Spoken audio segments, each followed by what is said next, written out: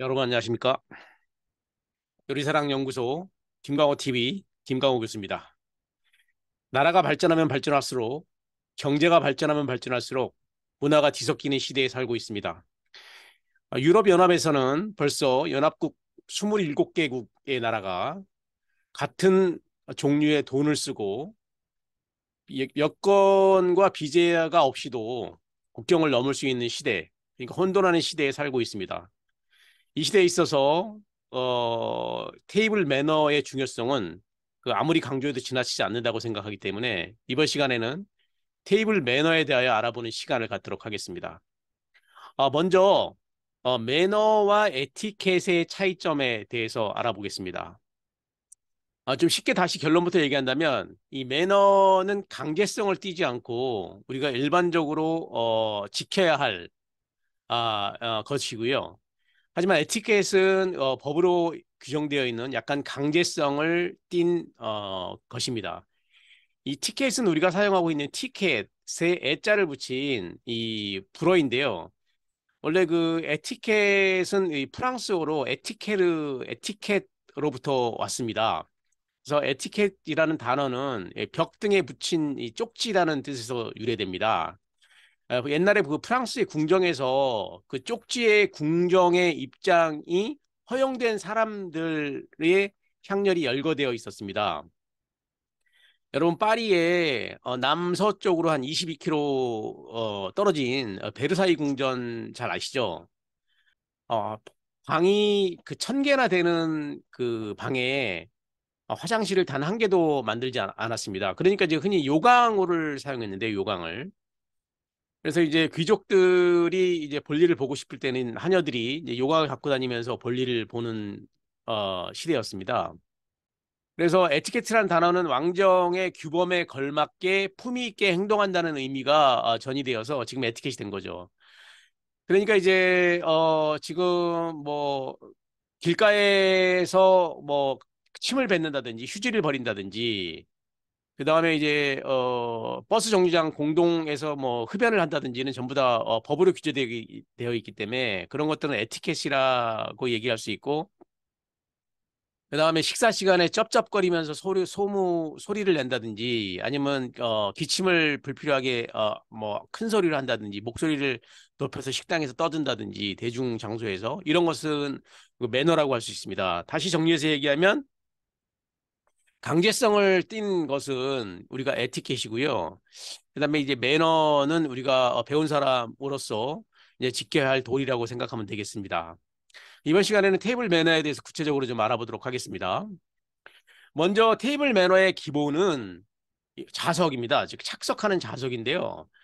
현재 서양 그 용어로는 그 호스트와 호스테스의 그 차이점에 대해서 먼저 알아보면은 이제 초대하는 그 주인을 의미합니다. 그래서 이제 그 안주인을 우리가 호스테스라고 하고 바깥 주인을 호스트라고 하는데 초대하는 그 주인을 얘기하죠. 그래서 가장 이제 그분이 이제 어렌지를 하는 역할을 하겠죠, 행사에. 서양은 무엇보다도 자리에 앉는 좌석, 즉 그 좌석의 위치가 굉장히 중요합니다. 근데 상석과 말석이라고 얘기하는데요. 가장 좋은 자리를 우리가 상석이라고 얘기하는데 이 상석의 기준이 동서양이 약간 다릅니다. 옛날에는 이제 그 전쟁을 많이 치르고 항상 그 적으로부터 이제 목숨의 위협이 있기 때문에 상석 즉 제일 좋은 자리는 입구에서 가장 먼 곳 안쪽을 기준으로 상석이라고 쳤습니다. 두 번째는 이 전망이 좋은 곳이고요. 세 번째는 그런 상석에 이 레이디 퍼스트라 그래가지고 여성을 먼저 우선적으로 하는 그런 전통적인 문화가 있습니다. 그래서 뭐 젠틀맨이라는 얘기를 많이 하죠, 서양 사람들은. 그래서 들어갈 때 앉을 때도 좌석에 앉을 때도 어, 그 오른쪽으로 들어가는 것이 아니라 왼쪽부터 들어가서 앉아야 되고요. 가방이나 서류 봉투는 테이블 위에 올리지 않고 들어가는 입구에 그 맡긴다든지 아니면 등 뒤에 받침대에 의자의 받침대에 어, 놓으면 되겠습니다. 일단 식사가 시작이 되면 좌석의 위치를 절대 바꾸지 않는 것을 매너로 합니다. 서양의 테이블에는요, 흔히 네프킨이 있는데요. 이 네프킨 사용법 모르는 사람 없겠지만, 다시 한번 얘기를 하겠습니다. 이 네프킨은 모든 사람이 자리에 착석하고 나서 호스트나 호스테스가 이제 음식을 시작해도 좋다는 말로 하지 않지만 무언에 사인을 하게 되면 이제 모두가 자리에 앉고 나서 이 냅킨을 손을 대서 피면 되겠습니다. 그래서 음식에 의하여 더러움을 방지하기 위하여 사용하는데요. 용도는 입을 가볍게 닦는 거로, 예, 이제 음식을 먹을 때 입에 이제 그 묻혀져 있는 것을 닦는 용도로 이 사용을 하는데, 불필요하게 이제 행사 때 그 바르고 온 루즈나 얼굴에 있는 땀이나 그다음 화장품은 닦으면 안 되겠습니다. 왜 흰색 냅킨에 그대로 묻어 나오기 때문에요. 식사하는 중에는 냅킨은 무릎 위에 본인의 무릎 위에 올려놓으면 되고요. 의자 바닥에는 절대 그 놓으면 안 되겠습니다. 그래서 식사 후에 그 냅킨은 되는 대로 접어서 테이블 위에 올려놓으면 되겠습니다. 바닥이나 의자 밑에 놓으면은 안 되겠습니다. 그다음에 제일 먼저 나오는 요리 전에 식전주가 나오는데 이 용도는 식욕을 촉진시키는 역할을 하는 아페리티프라고 하죠.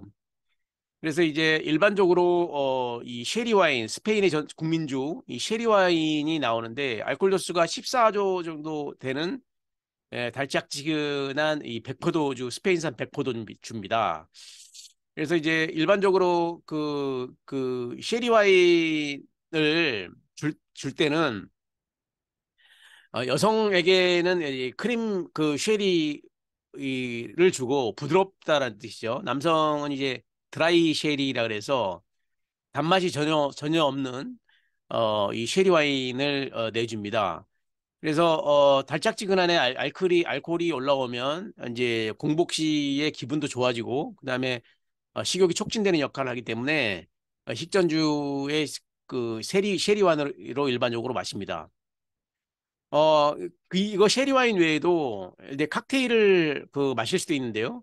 칵테일의 종류는 여러 가지가 있지만 우리가 대중적으로 사용하는 어, 것은 알아둘 필요가 있기 때문에 남성은 마티니, 여성은 그 맨하탄을 일반적으로 먹습니다. 요 두 가지 정도는 우리가 외우고 있다가 이제 주문하는 사람한테 마티니 맨하탄 정도는 그 오다를 할 수 있어야 되겠습니다.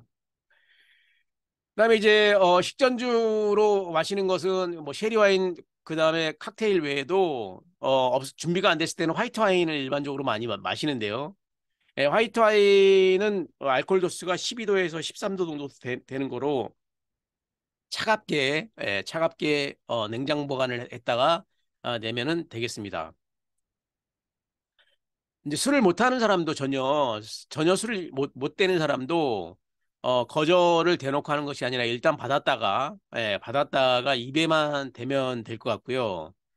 그다음에 이제 사전에 이제 주스나 이 진저엘 등으로 바꾸어서 사용하면 되겠습니다. 이제 진저엘은 알코올기가 없는 스파클링 워터죠. 그래서 이런 식으로 먹으면 되고요. 그다음에 이제 칵테일용으로 나오는 장식용 그 체리나 올리브가 통상 있는데요. 이거를 먹어야 되나 안 먹어야 되나 이런 이제 이 갈등이 있을 텐데 눈에 보이는 이 체리나 빨간색 체리나 올리브 오일은 먹어도 좀 무방하겠습니다. 그다음에 이제 글라스 사용법에는요. 그 오른쪽에 있는 글라스가 본인 거고요. 왼쪽에 제일 오른쪽에 있는 것이 텀블러라고 얘기하는 물잔이고요. 그 다음에는 이제 화이트 와인과 레드 와인 이 잔순으로 오른쪽에서 왼쪽 순으로 사용을 하면 되겠습니다. 와인 테스팅하는 방법은요. 일반적으로 이제 대표성이 있는 가장 연로하신 분이 한다든지 아니면 집 주인이 하는 경우가 많이 있는데요. 와인 테스팅하는 방법은 크게 그 네 가지로 나누을 수 있습니다. 먼저 첫 번째는 주문한 와인이 맞는지 안 맞는지 이제 먼저 확인을 하고요. 예를 들면 내가 보르도 와인을 그 주문을 했으면 라벨을 가리지 않은 상태에서 서비스하는 사람은 라벨을 가리지 않대서 라벨을 이게 보르도 와인이 맞습니다라는 것을 라벨을 보여주고 주문을 확인한 다음에 제일 먼저 눈으로 색을 봅니다. 이게 화이트 와인인지 레드 와인인지 그다음에 거품이 어느 정도 있는지 눈물이 어느 정도 나는지를 정도를 보고 먼저 시선으로 확인을 한 다음에 코를 들이대서 이제 냄새로 향을 이제 느끼게 되고요. 그다음에 세 번째로 이제 맛을 음미하게 되는데 우리가 냄새를 맡을 때 형식적으로 맡는 것이 아니라 이게 만 병당 한두 병 거로 보관이 잘못되다든지 이동이 잘못되어서 와인이 상하거나 잘못되는 경우가 있습니다. 그럴 때는 향긋한 냄새가 나는 것이 아니라 이제 향긋한 냄새는 이게 발효가 잘 돼야 되는데 이제 부패가 돼서 와인이 이제 좋지 못한 음식이 나는 경우는 바보가 아닌 이상 이상한 냄새를 느낄 수가 있습니다. 그래서 이제 상한 와인을 가려내기 위한 수단으로 이제 냄새를 맡고요. 그 다음에 이제 마지막으로 이제 맛을 음미하면 되겠습니다. 맛은 한 번에 이제 전부 다 마시는 것이 아니라 공기와 같이 살짝만 들이켜서 입안을 충분히 헹구어 준 다음에 이제 목넘김을 함으로써 와인의 맛을 확인하면 되겠습니다. 다음으로는 이제 포크와 나이프나 또는 스푼의 그 사용법인데요. 서양은 이제 우리가 먹는 방법에 있어서 선진국은 이제 포크와 나이프를 사용을 합니다. 우리나라에는 수저와 젓가락을 사용하지만 또는 인도 같은 나라에서는 일명 수식이라고 하는 손으로 음식을 먹는 사용법을 사용하지만 포크와 나이프의 사용 방법은 16세기 그러니까 그 700년도부터 사용을 했습니다. 포크와 나이프의 사용 전례는 그 프랑스와 메디치가 이 공주가 프랑스에 전파했다라는 게 정설이고요. 오른손에는 나이프를, 왼손에는 일반적으로 포크를 줍니다. 이때는 왼손잡이, 오른손잡이 구분하지 않고 일단 오른손으로 나이프를 짚고요. 왼손으로 음식을 찍어서 먹는 그 방법을 사용하면 되겠습니다. 네, 포크는 이제 굽은 부분이 위로 올라가게 합니다. 포크를 놓을 때 이게 뒤집어 놓는 것이 아니라 구운 부분이 그 하늘로 올라가도록 이게 놓거나 사용을 하면 되고요. 집게 손가락으로 등을 누르는 것처럼 잡으면 되겠습니다. 집게 손가락으로 등을 누르는 것처럼 잡으면 되겠습니다. 또 나이프는 자루를 손바닥 중간 정도로 잡고요. 이제 포크를 사용할 때는 손에 들고 우리가 얘기를 할 때 이렇게 찌르는 모습을 보여주면 안 되겠고, 이제 사용을 하거나 손을 사용할 때는 포크를 제자리에 놓고, 특히 나이프 같은 경우도 들고 찌르거나 방향을 본다든지 지른다든지 하면은 안 되겠습니다. 또 포크는 입에 들이대도 되지만 이 나이프에 있는 이 소스를 핥아먹기 위해서 입에 댄다든지 하는 모습은 절대로 하면 안 되는 모습인 것 같습니다. 포크와 나이프는 식사 중이다 혹은 식사를 완료했다라는 사인의 역할도 하는데요. 우리가 여덟 팔자 한문으로 팔자 형식으로 놓으면 식사 중이다라는 뜻으로 접시 위에 이렇게 포크를 팔자로 걸쳐 놓으면은 음식이 하나도 없더라도 서비스하는 분은 그 접시를 절대 치우지 않습니다. 오른쪽으로 포크와 나이프를 몰아서 한쪽에 가지런히 올려놓으면 이게 식사를 다 했다라는 사인으로 음식이 남았더라도 접시를 거두어 가게 됩니다. 두 번째로 이제 스푼인데요. 이제 스푼을 잡는 방법은 우리가 사용하는 것처럼 이렇게 잡는 것이 아니라 연필을 쥐듯이 아래에서 위쪽으로 이 잡으면 될 것 같고요. 스푼을 사용할 때는 그 안쪽에서 바깥으로 사용을 해서 떠서 먹습니다. 우리는 일반적으로 바깥에서 안쪽으로 떠먹는데 안쪽에서 바깥으로 떠먹습니다. 이것은 상대방에게 스푼의 지저분한 모습을 보이지 않기 위한 것입니다. 식사 완료 후에는 스푼을 그 스프 접시 위에 올려놓는 것이 아니라 받침대 앞에 포크와 나이프 옆에 놓으면 되겠습니다. 그 다음에 이제 전체 요리인 에피타이저인데요. 에피타이저에 가장 빈번하게 나오는 요리 중에 하나가 스모크 살몬입니다. 이제 연어를 스모크했다는 뜻인데요. 항상 그 연어에는 같이 나오는 가니쉬가 있는데 그것이 이제 케이퍼라고 하는 그 소금으로 절인 그 꽃 봉우리입니다. 파란색인데 거기하고 가장 잘 어울리는 또 홀스레드시 소스인데 무의 종류의 하나인 약간 매우 맵고 칼칼한 맛이 있어서 이 스프에 이 연어의 그 비린 맛을 없애주는 굉장히 잘 궁합이 맞는 요리라고 할 수 있습니다. 그래서 스모크 살몬 요리가 나올 때는 연어하고 케이퍼하고 양상추 혹은 홀스레이치 소스 레몬이 나오는데요. 연어를 먹기 전에 먼저 레몬을 오른손으로 잡고 양 끝을 잡고 누르면 레몬즙이 충분히 빠지도록 되어 있습니다. 스모크 살몬은 훈제를 한 생선으로 염장을 했기 때문에 굉장히 염분기가 있습니다. 그냥 먹으면 짜기 때문에 아삭거리는 식감과 함께 양상추가 굉장히 잘 어울립니다. 그래서 이 가니쉬와 함께 연어를 먹으면 굉장히 잘 어울리는 요리가 되겠습니다. 에피타이저로 많이 사용하고요. 그다음에 이제 나왔을 경우에는 이 까나페는 우리가 브레드 위에 빵 위에 올라가는 작은 이 까나페인데 까나페는 이 손으로 집어서 먹어도 무방합니다. 그러니까 까나페를 낼 때는 이 포크와 그 나이프를 절대 사용하지 않고요. 이 손가락 양손가락을 이용해서 엄지와 장지를 이용해서 이 브레드 이 빵을 집어서 음식으로 먹으면 되겠습니다. 우리가 그 세계 3대 요리 때 그 배웠지만 이 캐비아 푸아그라도 가장 에피타이저용으로 많이 사용하는데요.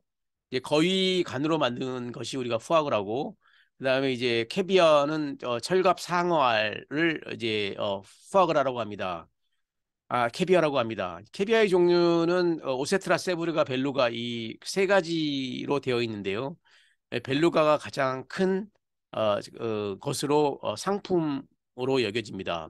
그래서 우리는 잘 모르지만 서양 사람들은 이게 캐비아를 잘 알기 때문에 외형만 봐도 이게 오세트라다, 세브르가다, 벨루가다라는 것을 알기 때문에 집 주인이 즉 호스티스나 호스트가 나를 어느 정도 대우하고 있구나를 무언으로서 짐작할 수가 있는 것입니다.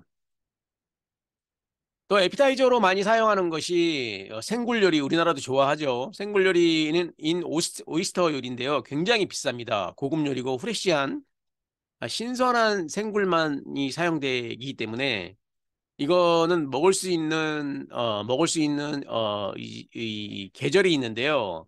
일반적으로 10월에서 이제 가을이 시작되는 10월에서 이제 겨울이 끝나는 2월 달까지 그 사용할 수 있습니다. 이거는 여름에는 우리가 병원균을 우리가 오염될 수가 있고 더군다나 겨울이 되면 이 생굴들이 독을 품지 않기 때문에 생으로 먹어도 됩니다. 또 에피타이저로 많이 나오는 게 이제 시림프 칵테일이죠. 시림프는 새우인데 새우는 그냥 새우도 익힌 새우도 많이 나오고요. 또 프랑스 요리 같은 경우에는 달팽이 요리인 에스카고가 에피타이저로 많이 사용됩니다.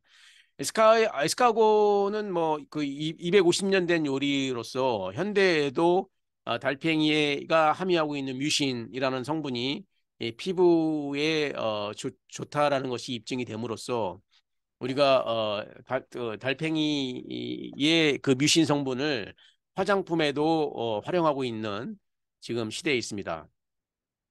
함께 그 식사할 때의 그 주의사항이나 요령을 말씀드리면요.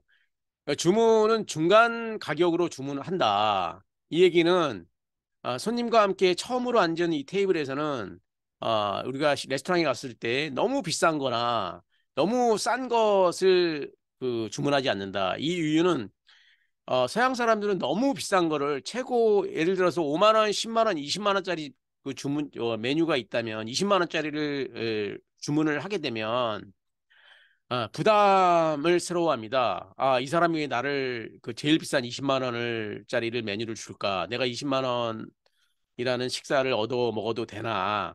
공짜가 가장 이게 비싸다고 하는데 무슨 의도가 있는 걸까? 이런 오히려 안 좋은 생각을 하게 됩니다.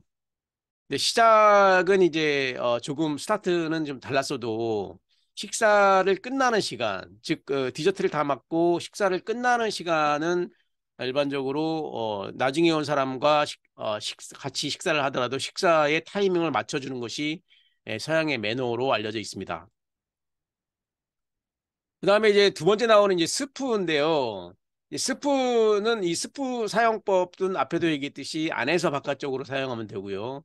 스프는 이 먹는 것이지, 즉 이게 입을 통해서 먹는 것이지 후루룩 후루룩 마시는 것이 아니다.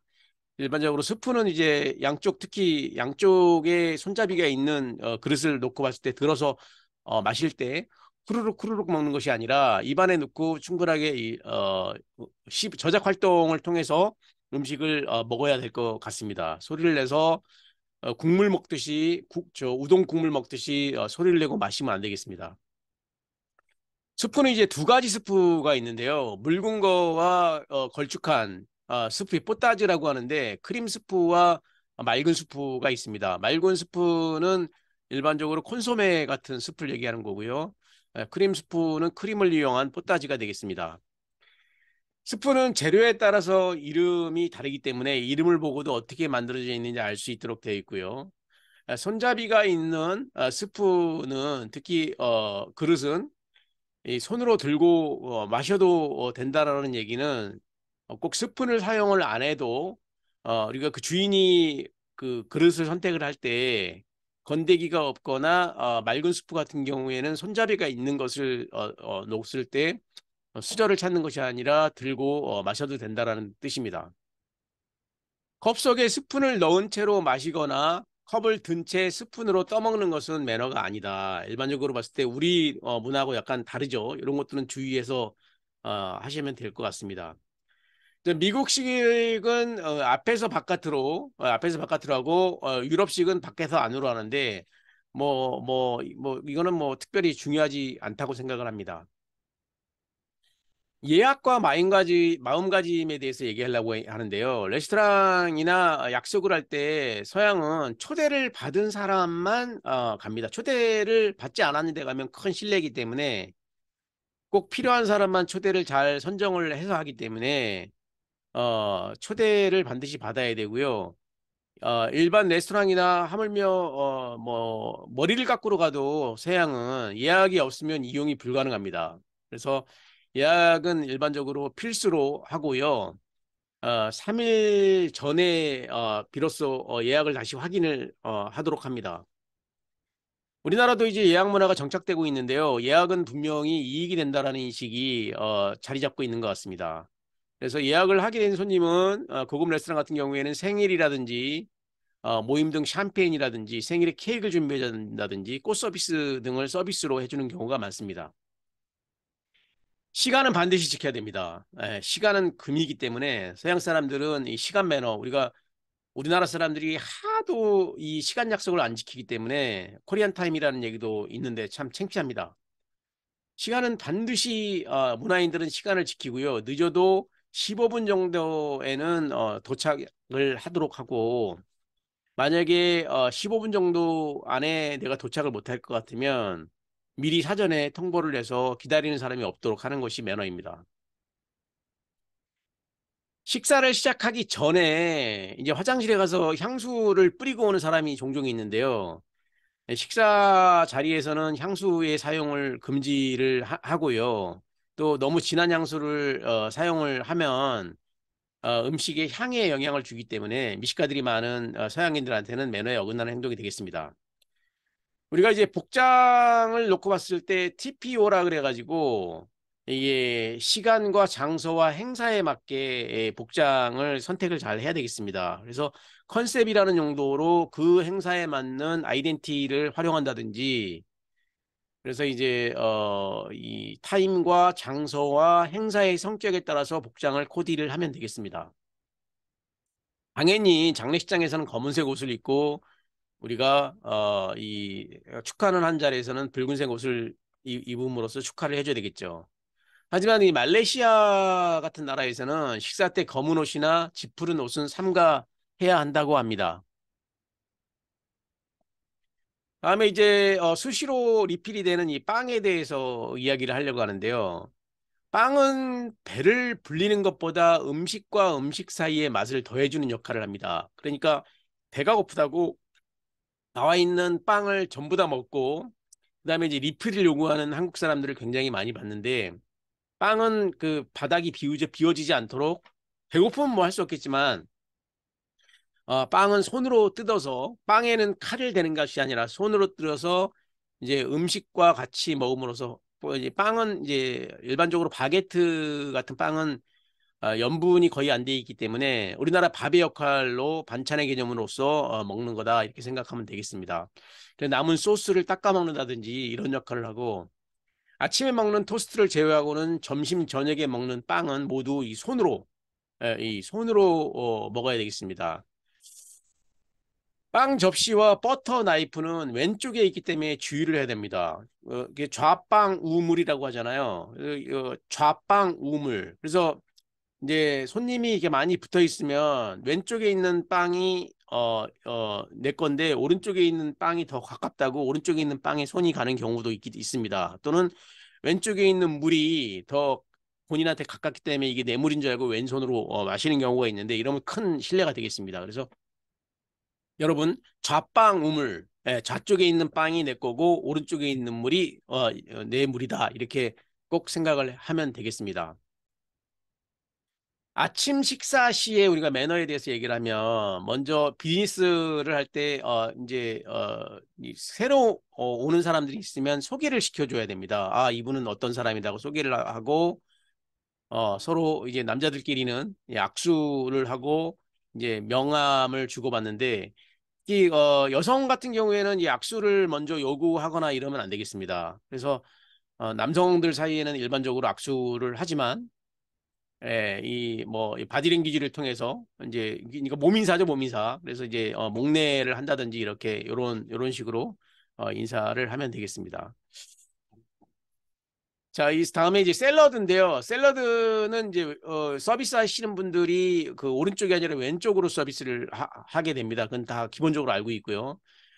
이제 앞쪽으로 이제 움직이지 않는다는 얘기고 소금이나 후추는 뿌리지 않고 다 이제 드레싱으로 되기 때문에 샐러드의 이제 드레싱의 종류를 이제 선택을 하는데 일반적으로 고급 레스토랑에서는 이 서비스하는 분이 여러 가지 세네 가지 그 드레싱을 갖고 다니면서 이 소스의 선택을 묻는 경우가 있거든요. 근데 취향에 맞게 선택을 하면 되고요. 드레싱은 또 이제 거기 있는 점을 이게 쩝쩝거리고 이제 맛을 보는 경우가 아니라 한 번에 선택을 하면 되겠습니다. 일반적으로 봤을 때 모든 샐러드에 추천되는 드레싱은 다 어울리기 때문에 이제 특별한 이유가 없는 한 다 잘 아무거나 시켜도 무방하다고 생각을 합니다. 드레싱 알아보는 요령은 이제 식용유와 식초가 주재료인 경우는 이제 비네그렛이라 그래가지고 이제 새콤하죠. 예, 그래서 달짝지근하고 새콤한데 이제 식용유처럼 묽기 때문에 금방 알 수가 있고 그다음에 이제 그 마요네즈가 주재료인 경우는 고소하고 색깔이 탁하기 때문에 이제 마요네즈 색깔처럼 천 드레싱이나 우리가 금방 알아볼 수가 있습니다. 그래서 드레싱의 종류는 여러 가지가 있지만 그렇게 유지방이 들어가 있는 마요네즈 계열이냐 아니면 비네그렛 계열이냐 이걸 확인하면 되겠습니다.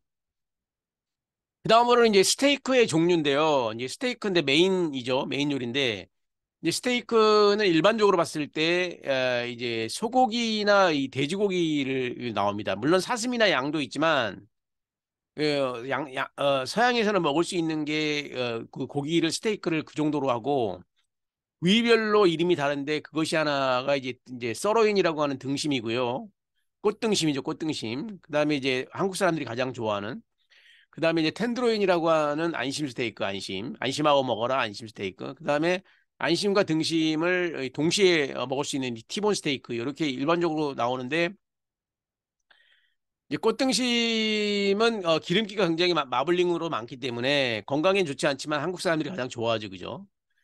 그 약간 길쭉하고 규모가 크고, 그다음에 안심은 이게 필레 형식으로 길기 때문에 동그랍니다. 동그래. 그래서 이제 샤또브리앙, 필레미뇽, 그다음에 뭐 투네도 뭐 이런데 티본은 뼈가 큰 뼈가 있기 때문에 그 규모가 크고요. 크기가. 여기서 이제 잘 알아야 될 경우는 여러분 다 아시겠지만 스테이크의 익힘 정도입니다. 일반적으로 스테이크의 익힘 정도는 5가지로 나눌 수 있는데요.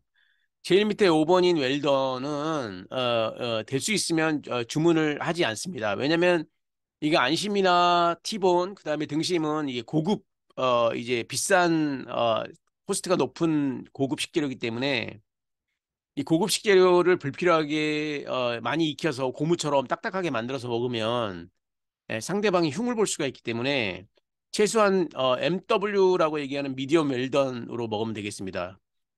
일반적으로 가장 많이 주문하는 스테이크 익힘 정도는 미디움이고요. M이라고 얘기하죠.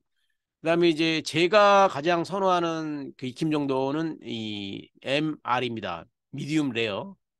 고기의 맛이 가장 잘 느낄 수 있는 소프트한 멋이고요. 레어가 가장 연합니다. 특히 소고기 같은 경우에는 입에 들어가면 사근사근 녹을 정도로 안 익으면 안 익을수록 고기가 더 연합니다.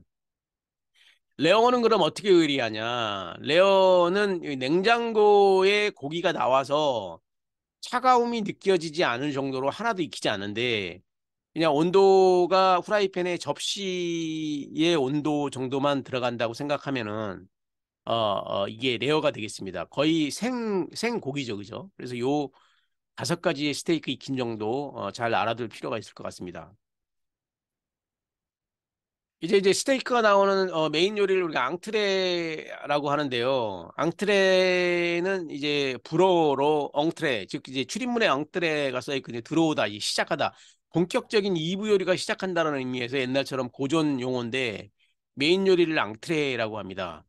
그래서 스테이크를 드실 때 전부 다 쪼개놓고 먹지는 않습니다.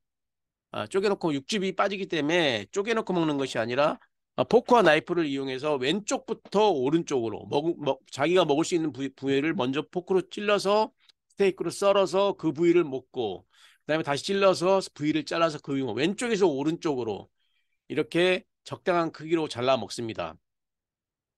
티본이나 그다음에 서로인 스테이크 같이 주방장이 손님에게 접시를 담을 때도 왼쪽에 뭐 맛있는 부분을 먼저 놓거든요. 항상. 그래서 만약에 스테이크가 한쪽이 탔다 그러면은 탄 부분을 오른쪽으로 놓고 왼쪽에 맛있는 부분을 놓기 때문에 맛있는 부분을 먼저 먹을 수 있도록 저는 맛있는 부분을 나중에 먹는데요. 이런 개념이 아니고 맛있는 부분이 항상 왼쪽에 놓여져 있기 때문에 왼쪽부터 먼저 먹는다. 스테이크는 구운 후 나오는 육즙에 참맛이 있다. 이런 얘기고요. 당연한 얘기고요. 송아지 돼지고기는 굽는 정도가 없이 웰던으로 나온다. 이 웰던이 지금 우리가 얘기하는 바짝 구운 요리가 웰던이 아니고 적당히 충분하게 익힘 정도가 육즙이 나오지 않을 정도로 나온다라는 얘기죠. 여러분 잘 알다시피 돼지고기에는 무구전충이라고 하는 치사율 60%에 접목하는 굉장히 무서운 병이 들어 있습니다. 그래서 아랍에서는 더운 나라에서 돼지고기를 먹고 사람이 계속 죽어갔기 때문에 알라의 신으로 왕이 돼지고기를 못 먹게 이렇게 했을 정도로 돼지고기는 냉장고가 없던 시절에는 치명적이었죠. 보관이 어렵기 때문에. 그렇기 때문에 돼지고기는 충분히 익혀서 먹어야 되는데 다행히 무구전증은 열에 상당히 약하기 때문에 열이 40도만 들어가면 무구전증이 죽습니다. 하지만 너무 겁을 내가지고 바짝 익혀서 먹는다고 음식을 태워서 먹는 경우가 있는데 태운 요리는 모든 고기는 태우면은 암을 유발하는 성분이 들어있기 때문에 오히려 독입니다, 독. 그래서 탄 성분은 독이다라고 생각하고 절대 먹으면 안 될 것 같습니다. 그래서 송아지나 돼지고기는 이게 이 미관상 보기에도 좋지 않기 때문에 익힐 때 충분히 익혀 먹는 것을 원칙으로 하고요. 이야기를 하지 않더라도 미리 그렇게 요리를 해서 나오니까 양해를 하기 바랍니다. 그다음에 아까 말씀드렸듯이 아랍 계통의 사람들은 이 더운 나라에서 살았기 때문에 왕의 명으로 옛날부터 돼지고기를 먹지 않게 하였고요. 안심 스테이크의 이 베이컨 주의하라는 얘기는 가끔 안심 스테이크에 베이컨이 같이 나오는 경우가 있습니다. 요리가 그런 요리가 있는데 돼지고기를 안 먹는 사람, 특히 아랍계통의 사람들한테는 안심 스테이크를 돼지고기가 같이 나와서 만약에 자기도 모르게 이게 돼지고기가 먹는 경우도 있고요. 그러면 탈납니다. 이게 베제타리안 손님한테 지금 이제 모르고 음식을 먹었다 그러면 그 사람은 탈납니다. 생전 처음 먹는 거기 때문에. 그러니까 베이컨 같은 경우는 세계적인 식재료고 이제 아랍 사람들도 내가 아랍인이라는 걸 분명히 얘기했는데도 불구하고 이거 베이컨이나 돼지고기 요리를 나한테 주면 굉장히 난감해하죠. 그만큼 나를 그 무시했다라는 그 생각이고 주의를 안 했다는 얘기이기 때문에 굉장히 기분이 나쁠 염려가 있기 때문에 신중하게 그건 생각을 해서 이 베제타리안이라든지 이제 특수하게 먹는 그 아랍 사람이라든지 할라밋을 그 사용하는 무슬림이라든지 이런 사람들은 철저하게 그 지켜줘야 된다 이런 얘기입니다. 중국인들은 쇠고기보다 돼지고기를 더 좋아합니다, 문화가. 그래서 중국의 어느 지역 가면 소고기보다 돼지고기가 훨씬 비싼 경우가 많이 있는데요. 일반적으로 스테이크는 이 180g을 원칙으로 합니다. 코스에 따라서 만약에 3코스 180에서 220g 정도인데 예를 들어서 이제 식사하는 성분이 식사하시는 분의 신분이 여성분이다. 그러면 이제 180g을 내고, 그 다음에 이제 많이 먹는 분이시다. 그러면은 이제 씨름 선수다 예를 들면, 그럼 220g을 주기도 하는데, 코스별로 이제 3코스냐, 5코스냐, 7코스냐, 9코스냐에 따라서 양을 180g에서 220g까지 이제 줄이고 늘리고 한다는 얘기죠. 그래서 3코스인 경우에는 스테이크를 좀 220g 정도로 줘야 되고, 그다음에 이제 나인 코스 같은 경우에 코스가 길 경우에 스테이크를 160에서 180g으로 이거 주방장의 계량이니까 그렇게 나온다는 일반적으로 180g 정도이다 이렇게 생각하면 되겠습니다. 자, 와인을 이야기하겠습니다. 와인. 와인은 전 세계 와인은 딱 세 가지밖에 없습니다. 우리 색깔로별로 구분했을 때 화이트 와인, 레드 와인, 그다음 로제 와인인데 아니 선생님 그러면은 샴페인 있지 않습니까? 샴페인. 샴페인은 와인의 화이트 와인의 한 종류죠. 스파클링 와인 중에 샴페인 지역의 프랑스 샴파뉴 지방에 나는 스파클링 와인을 우리가 샴페인이라고 칭하는 거죠. 화이트 와인의 일종이죠. 전 세계 모든 와인은 이 세 가지 레드 와인, 화이트 와인, 로제 와인밖에 없다. 그래서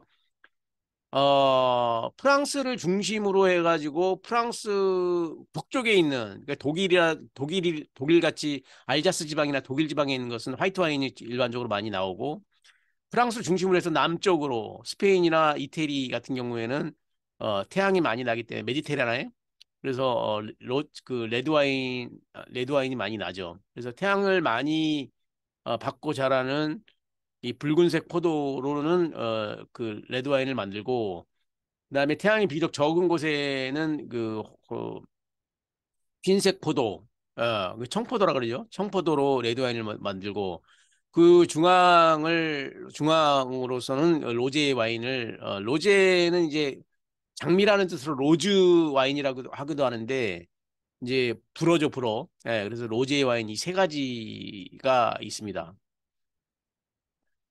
와인을 알아보는 방법인데요. 와인은 제일 먼저 이제 품종을 먼저 봐야 됩니다. 그래서 이제 포도의 품종은 그 네 가지, 다섯 가지 정도가 있는데 가장 대표적으로 사용하는데 까베르네 소비뇽, 그다음에 샤르도네, 화이트 와인의 대명사 샤르도네 약간 달짝지근한 디저트 와인인데요. 이런 것들이 있고 등등이 있고 산지도 우리가 이제 보졸레 지방이냐 부르고뉴냐 메독이냐 생떼밀리옹이냐 그다음에 보르도냐 이런 지역명에 따라서 산지명이 다 다릅니다. 우리야 이제 외워야 되지만 서양 사람들은 그 산지의 명만 봐도 어느 정도의 수준인지 대번 알기 때문에 와인의 라벨을 이렇게 보면 이게 샤또라는 말이 많이 써 있죠. 샤또. 샤또는 이제 불어로 성이라는 뜻인데요.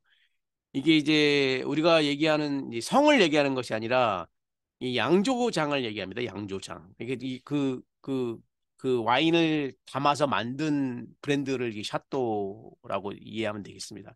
옛날에는 이제 성에서 성주가 와인 성주만 이 와인이 이제 주 생산 품목이기 때문에 우리가 쌀을 재배할 때는 천석군 만석군에 대해서 관리를 했듯이 프랑스도 이 성의 성주가 성에서 양조를 했기 때문에 샤또라는 말을 사용을 합니다.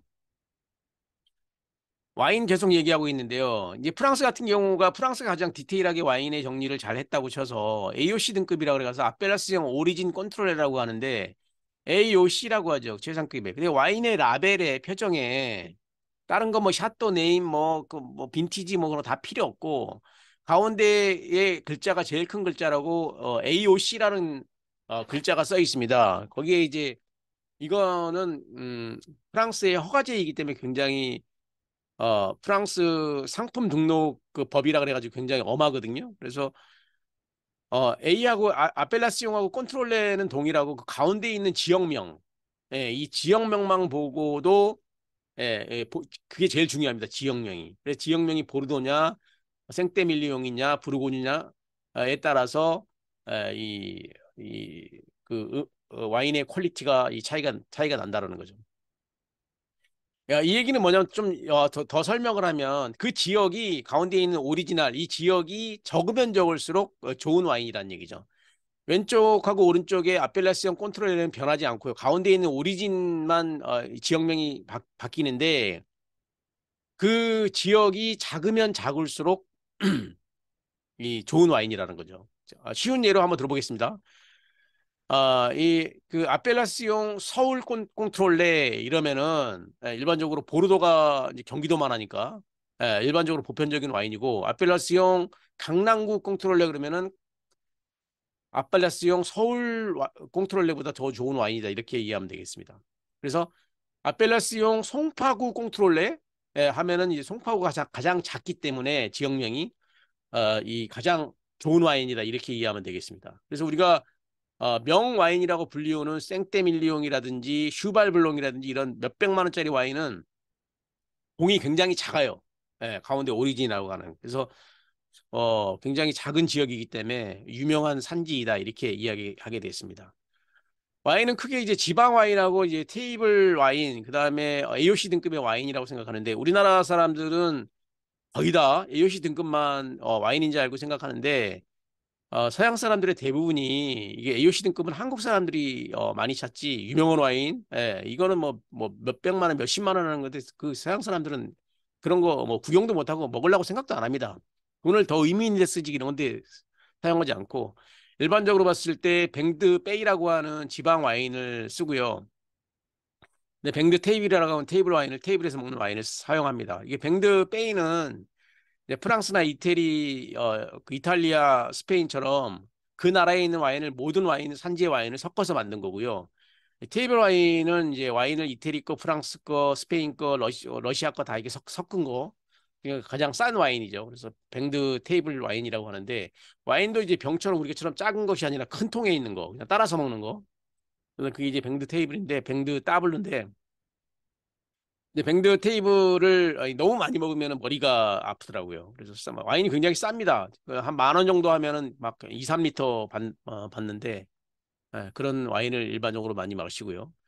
눈 짐작으로 와인 상태를 알아보는데 아까 설명을 했는데요. 양이라든지 콜크라든지 와인의 눈물, 돌려서 와인의 눈물을 통해서 확인할 수 있고 와인과 음식은 이제 부케를 통해서 이제 부케는 이제 이 숙성된 향을 부케라고 하는데 아호마, 과일 향, 그다음에 와인의 맛, 단맛, 신맛, 따닌이냐 알코올이 어느 정도 있냐에 따라서 음식을 추천하고 음식을 선택한다라는 것입니다. 제일 좋은 방법은 와인을 두 병 가져와서 한 병을 주방에 넣어주고 이 와인을 음식을 만들 때 사용해 주세요라고 얘기하는 게 가장 좋은 선택인 것 같습니다. 그러면 잘 어울리죠. 자, 마지막으로 이 디저트입니다. 디저트. 디저트는 이 불어로 데세르비 치우다라는 뜻인데 디저트의 원어입니다. 치우다에서 유래되고 디저트는 약간 달콤한 종류로 과일이나 아이스크림, 케이크, 푸딩 등이 나오죠. 그래서 식욕을 중단시키는 효과가 있는 이 디저트는 이거 우리가 초코파이나 사탕을 먹고 이제 그 음식 맛이 생각나지 않잖아요. 밥 생각이. 그것처럼 이제 음식에 식욕을 중단시키는 역할을 한다라는 거죠. 그래서 200년 전에 서양 사람들은 단맛은 식욕을 중단시키는 효과가 있다는 걸 알기 때문에 디저트 외에는 단 성분을 절대 사용하지 않습니다. 우리나라 음식이 서양 사람들한테 지적을 받는 이유 중에 하나가 모든 요리에 설탕이 들어간다는 거죠. 그도 그럴 것이 옛날에 설탕이 귀했기 때문에 얼마나 귀했습니까? 우리나라에서 설탕이 없어서 이제 엿을 쑤어서 먹었는데 밀기울에 이제 고종이 처음 설탕을 벌써 아침마다 설탕물을 마셨다는데 설탕이 얼마나 귀하겠습니까? 백색 설탕이 지금은 흔하지만 그래서 여기저기 다 설탕을 사용하는 습관은 지금은 버려야 된다고 봅니다. 무조건 서양의 문화를 따라가자는 것이 아니라 합리적으로 과학적으로 해야 된다고 봅니다. 백색 설탕은 이미 건강에 좋지 않고 모든 요리에 설탕을 사용한다는 것은 이거 부정적인 영향이 더 많다고 생각을 합니다.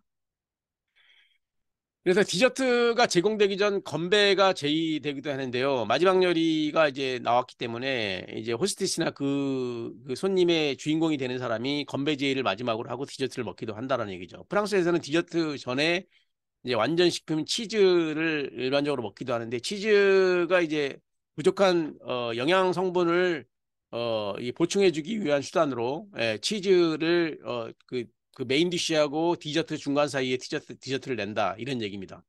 치즈를 낸다. 치즈를 낼 때는 치즈도 이제 세 가지 소염소 양이 있는데 소염소 양을 골고루 음식을 낼 수 있도록 이렇게 하면 되겠습니다. 수분이 많은 과일은 스푼으로 먹게 되고요. 과일을 이제 손으로 먹는다든지 손에 묻기 때문에 그래서 스푼이나 포크를 사용해서 먹어도 되고요. 포도의 씨와 껍질은 손바닥 안에 뱉어 살짝 접시에 놓으면 되겠습니다. 그럼 먹는다든지 뱉어야 되는지 음식에 그릇에 그냥 대고 뱉는다든지 이런 일이 없으면 되겠습니다. 핑거볼은 한 손씩 교대로 씻는다는데 핑거볼이 어떤 건지 알죠, 그죠? 이제 손을 씻기 위한 거로 이제 식사 시작하기 전에 수식을 하는 이제 나라에서 이제 많이 사용하는데 핑거볼은 이제 손을 씻는 레몬이 들어가 있습니다. 핑거볼 얘기가 나와서 이제 테이블 매너 시간이고 그래서 이제 생각나는 에피소드를 한 가지 얘기하면 이 영국의 마가렛 대처 수상 있죠. 수상 있잖아요. 여왕. 이 엘리자베스 여왕. 대처가 아니라 엘리자베스 여왕이 이 중국의 이제 장관들하고 이제 식사를 초대를 해서 하는 기회가 있었는데 중국의 어느 장관이 이제 테이블에 올려져 있는 이 핑거볼, 손 씻는 이게 물인데 거기에 이제 레몬이 들어가 있거든요. 레몬이 들어가 있으니까 이제 레몬물이 목이 굉장히 마렸나 봐요. 그래서 시작하기 전에 이게 물인가 보다 싶어서 그 접시를 들고 이 엘리자베스 여왕 앞에서 마신 거예요. 꿀꺽꿀꺽 레몬을. 그걸 보고 이제 모든 사람들이 경악을 하면서 쳐다보고 있다. 어떻게 할까? 이게 썰렁한 분위기를 어떻게 할까? 이렇게 생각하고 있었는데 이 엘리자베스 여왕은 본인도 그 핑거볼을 살짝 들어서 마시는 순융을 한 유명한 그 일화가 있지 않습니까? 이것처럼 이게 뭐 모른다고 해서 매너가 그 사람을 흉보한다든지 그러지는 않지만 우리가 매너니까 에티켓이 아니라 매너니까 에티켓은 뭐 징계를 받지만 이 매너이기 때문에 속으로 이제 욕을 하더라도 절대 뭐라고 하면 안 된다는 얘기죠. 그래서 핑거볼이 나왔을 경우에는 손으로 양쪽 손을 다 씻는 것이 아니라 한쪽 씻고 한쪽 씻고 냅킨으로 닦으면 되겠습니다. 마지막으로 이제 디제스티브 즉 소화를 촉진시키는 역할을 하고 있는 이 브랜드인데요. 식후주라고 하죠. 디제스티브. 이 식후주는 남성이 좋아하는 브랜디와 여성이 좋아하는 리큐르가 있습니다. 브랜드와 리큐르는 알코올 도수가 동일한 40도고요. 그래서 이제 이 브랜디는 일반적으로 포도로 만든 술을 우리가 이 증류주를 우리가 브랜디라고 합니다. 리큐르는 과실주고요. 그래서 이제 리큐르나 브랜디를 사용하는 이 글라스는 어, 한 손이나 두 손으로 다 사용해야 되는데 일반적으로 뜨겁게 먹기 때문에 이 잡을 때 이렇게 손잡이를 아래 대고 이렇게 집어서 데펴서 먹는다는 의미로 이렇게 잡아야 되겠습니다. 그래서 숙성 연도에 따라서 엑스오는 45년, 엄청 비싸죠, 그냥 45년 수정하니까. 나폴레옹은 30년이고요. VSOP는 25년, 그다음에 VSO는 15년인데, 와인처럼 빈티지에 따라서 브랜드의 가격이 굉장히 다르고, 이렇게 숙성 연도에 따라서 이 이름도 다르다라는 거 알기 바랍니다. 보통 8병의 와인을 증류하면 한 병의 브랜디가 생산됩니다. 그러니까 그 증류를 하는 게 엄청나게 많이 들어가는 거죠. 아까도 얘기했듯이 이 와인으로 만든 이 술이 이제 브랜드인데요. 알코올 도수가 40도짜리. 그래서 8병의 와인이 증류하면 한 병 정도의 술이 나오기 때문에 브랜디는 당연히 비쌉니다. 엑소라든지 나폴레옹 여기 나오지만 그다음에 뭐 비싼 저기 브랜드가 굉장히 많죠. 꼬냑이 대표적인 거죠. 꼬냑. 프랑스 꼬냑 지방에 있는 꼬냑. 음료를 사용할 때는 이게 손으로 이제 살짝 들어서 이렇게 아니, 너 이런 것이 아니라 이런 것이 아니라 살짝 들어서 이렇게 하면은 알아듣고요. 그다음에 이제 말로 노 땡큐, 노 땡큐 가장 좋습니다. 싫습니다. 감사하지만 싫습니다라는 노 땡큐라는 단어를 사용하면 되겠습니다. 마지막으로 이제 건배하는 이제 그 매너를 알아볼 텐데요. 공식 만찬에서는 디저트 후에 인사하기 전에 한다. 아까도 얘기했듯이 디저트 전에 하기도 하고, 공식 만찬에서는 디저트를 다 먹고 인사하기 전에 하게 되는데, 신라 호텔에서 뭐 2,000명, 1,000명 행사할 때 보면은 이제 건배잔을 할 때는 인사하는 차원에서 주방에 있는 홀에 있는 모든 직원이 다 나와가지고 같이 이제 건배제하고 인사를 하기도 합니다. 굉장히 멋있습니다. 감동적이고. 건배를 할 때 그 술을 마시지 못하는 여성도 그 소량의 물이라든지 아니면 술을 따라서 들어서 이제 건배하는 신용을 하고 입에 마시지만 않으면 되니까. 그래서 건배한 거는 모두 그 마신다라는 개념이 아니고요. 이제 같이 동참한다는 의미에서 잔을 들어서 이 모양을 표시해 주면 되겠습니다. 건배할 때 일반적으로 잔을 이게 부딪히는 역할을 많이 하는데요. 이게 잔을 너무 세게 부딪혀서 이 글라스가 깨지는 경우도 봤습니다. 이러면 힘이 너무 뭐 의욕이 강해서 이러는 것보다 건배는 살짝 하고 이제 부딪혀 주는데 전부 다 돌아가면서 다 부딪히는 것이 아니라 앞에 옆에 있는 사람들 앞에 왼쪽 오른쪽 옆에 있는 네 사람이나 다섯 사람을 이렇게 신용을 하면서 부딪히면 되겠습니다.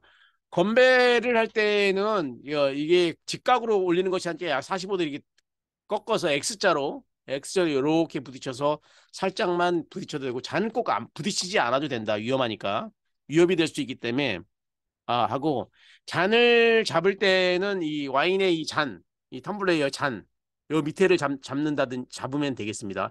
이 꼬냑은 아까 이렇게 잡으라고 얘기했는데 와인잔은 이렇게 잡아서 건배를 하면 되겠습니다. 자, 그 다음에 이제 디제스티브 이후에 먹는 커피인데요, 커피. 이 커피컵은 뜨겁기 때문에 덥석 집었을 경우에는 손을 댈 염려가 있기 때문에 커피의 잔 밑받침과 동시에 이렇게 커피를 잡아야 하고요. 또 커피가 이제 양에 따라서 흘릴 수가 있기 때문에 밑받침을 받친 다음에 잡고 컵은 손잡이를 잡으면 되겠습니다. 커피 외에도 이제 주문에 따라서 홍차나 이제 그 레몬이 나오는데 레몬을 짤 때도 아까 얘기했듯이 주위께 앞사람, 옆사람한테 레몬이 튀지 않도록 짜면 되겠습니다. 커피를 내릴 때 맛있게 끓이는 법을 이제 요약해 왔는데요. 이제 그 커피는 이제 미네랄 워터 신선한 물을 사용하고 너무 오래 식히지 않는다. 너무 오래 두면 향이 날아가기 때문에 오래 식히지 않고요. 그래서 커피는 일반적으로 수돗물보다 미네랄 워터로 얘기하는 생수를 사용하면 되겠고요. 이제 끓자마자 불을 끄고 이제 그 물을 사용을 해야 됩니다. 너무 오래 끓이거나 하고 90도씨가 이상 이제 물이 100도가 안 들면 음식이 물이 오염될 수 있기 때문에 끓자마자 불을 끄고 그 물을 사용하면 되고 이제 프리마라고 얘기하는 이 그 유지방 있죠? 유지방 파우더 이거는 이제 취향에 따라서 이 테이블 위에 올려서 섞어서 본인이 직접 먹을 수 있도록 물어보는 것이 아니라 그래서 프리마는 설탕을 넣은 후에 프리마를 먼저 넣을 수 있도록 하고 커피를 보관할 때는 향기를 유지하기 위해서 밀폐한 후에 냉장고를 보관을 해야 된다 이런 얘기를 합니다. 자, 이게 마지막입니다. 이제 마지막. 마지막으로 이제 그 팁 문화인데요. 팁 문화. 팁에 관련된 매너인데 대한민국에서는 팁을 따로 계산하지 않습니다. 봉사료와 세금 10% 와 봉사료라고 얘기하는 이 팁을 10%를 식사 요금에 포함시킵니다. 신라 호텔 같은 경우에는. 그래서 만약에 10,000원짜리 내가 식사를 했다면 계산서를 보면 12,000원 이상 됩니다. 10만 원짜리는 12만 원인데 그래서 그 10%의 1,000원은 그 국가의 세금으로 내고요.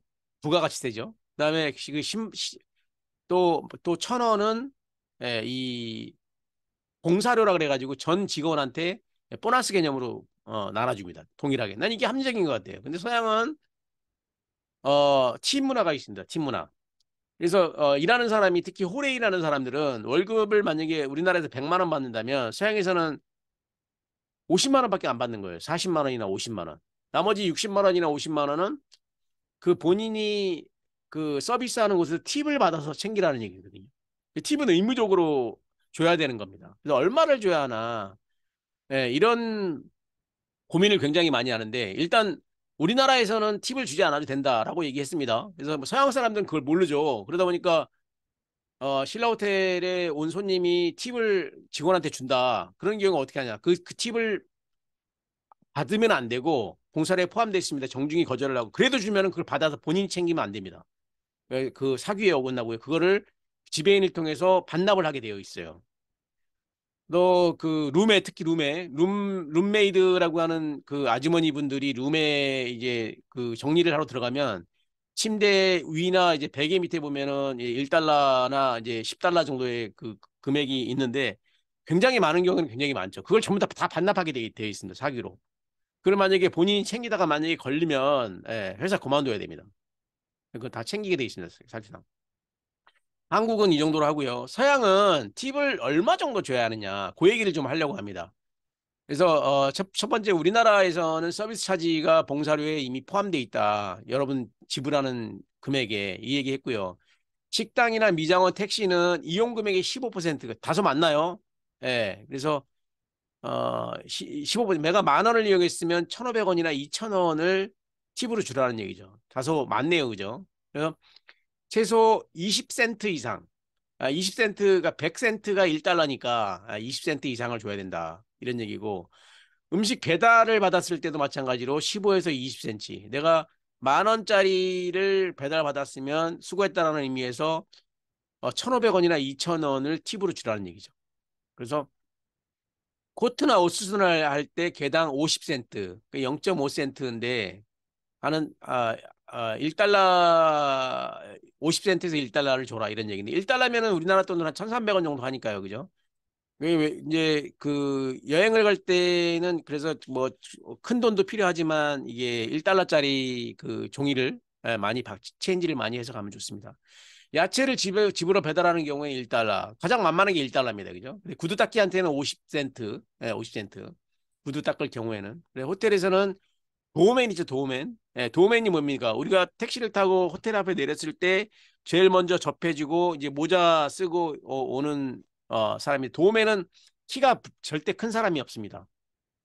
그 얼굴이 너무 잘생긴 사람이 없습니다. 이 손님하고 이제 눈이 맞는다든지 남자 여자 호텔에 들어오는 경우가 있기 때문에 나보다 너무 잘생긴 사람이 키가 크고 잘생긴 사람이 있으면은 그 손님이 위화감을 조성하고 나는 왜 이렇게 생겼을까 또는 남자의 여자분한테 시선을 뺏기기 때문에 도움에는 일반적으로 키가 작고 약간 인물이 부족한 사람, 이렇게 얘기하면 또 문제가 될 수가 있겠는데 그런 분들이 이제 도우맨이 되고 그분이 이제 제일 접하는 사람이 문을 열어주는 사람이 도우맨인데 이제 짐을 이제 끌어다 주죠. 이런 문을 열어주고 이런 분한테는 1달러. 그다음에 벨맨이라 그래서 가방을 들어주는 사람, 예, 객실까지. 이런 분은 가방 한 개당 1달러이고요. 그래서 이제 제가 작년에 터키를 여행하고 왔는데 터키는 이제 1달러면 굉장히 큰 돈이거든요. 예, 그래서 그 이 가방만 기숙사에 전문적으로 배달해 주는 젊은 사람들이 20대 젊은 사람들이 멀쩡하고 잘생긴 사람들이 그거 벌이가 훨씬 낫다고 그럽니다. 룸 서비스나 식당에서는 음식 가격의 15에서 20달러, 1달러 룸메이드는 1일 1달러, 룸메이드는 이제 이틀을 만약에 숙박하면은 이제 내가 나가면은 또 룸메이드가 들어와서 룸을 정리해 놓고 가잖아요. 그 뭐 욕실이라든지 깨끗이 정리해 놓고 가는데 이 아까 얘기했듯이 침대나 베개 밑에 1달러짜리를 넣으면 되겠습니다. 그래서 캐디 같은 경우에는 가방 한 개당 4 내지 5달러 비싸게 주네. 그린피 같은 경우는 15 내지 20%를 주면 됩니다. 이게 참고적인 가격이고요. 예, 그래서 요거를 참고해서 우리가 정리해서 얘기하면 일단 이팁 같은 경우에는 국내는 상관없지만 외국 같은 경우는 무조건 줘야 된다. 예.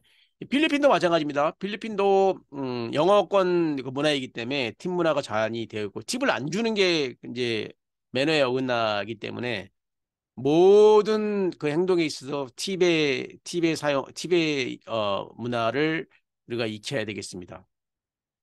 자, 이렇게 이제 테이블 매너에 대해서 알아봤는데요.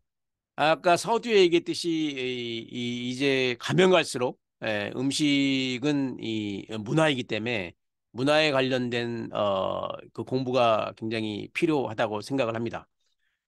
옛날부터 그 문화는 3대가 문화인이어야지 문화라는 말을 쓴다고 합니다. 그래서 이제 아버지가 문화이고 우리 할아버지가 문화인이고 그 할아버지의 아버지가 문화인이어야지 내가 비로소 문화인이다. 연도수로 얘기하면 최소한 200년이 되어야지만 진정한 문화인이 된다고 서양에서는 얘기합니다. 이것처럼 문화인이 되려고 하면 몸에 배워야 되고 어려서부터 교육을 받아야 되고 이렇게 금방 익혀지는 것이 아니다라는 의미로 받아들여지는데요. 30년 전만 해도 배고파서 레스토랑을 찾는 대한민국에서 너무 급한 그 경제 성장에 의해서 돈은 많아졌는데 음식을 너무 쩝쩝거리고 먹는다든지 식당에서 조용하게 얘기하지 않고 고성방가하게 얘기한다든지 더군다나 운전을 할 때 크라시온을 껐덕함을 올린다든지 운전할 때 서양에서는 크라시온 절대 울리지 않거든요. 예. 그래서 지나가는 사람 보면 무조건 쓰고 웃어주고 크라시온이라고 하는 건 사람한테 비켜라라는 의미가 아니고 목숨을 위협하거나 중요한 상황이 있을 때 나의 그 위험을 알릴 때 사용하는 거지 운전할 때는 전혀 크라시온을 사용하시면 안 됩니다. 그래서 이러한 매너들을 우리나라 음식 문화를 배우는 여러분들이 대한민국 모두가 이런 테이블 매너를 익혀서 부강한 대한민국, 초일류 대한민국으로 가는데, 예, 이 지침돌이 됐으면 좋겠습니다. 자, 이상으로, 요리사랑연구소, 김강호 교수였습니다. 구독과 좋아요는 영상 제작에 큰 도움이 됩니다. 감사합니다.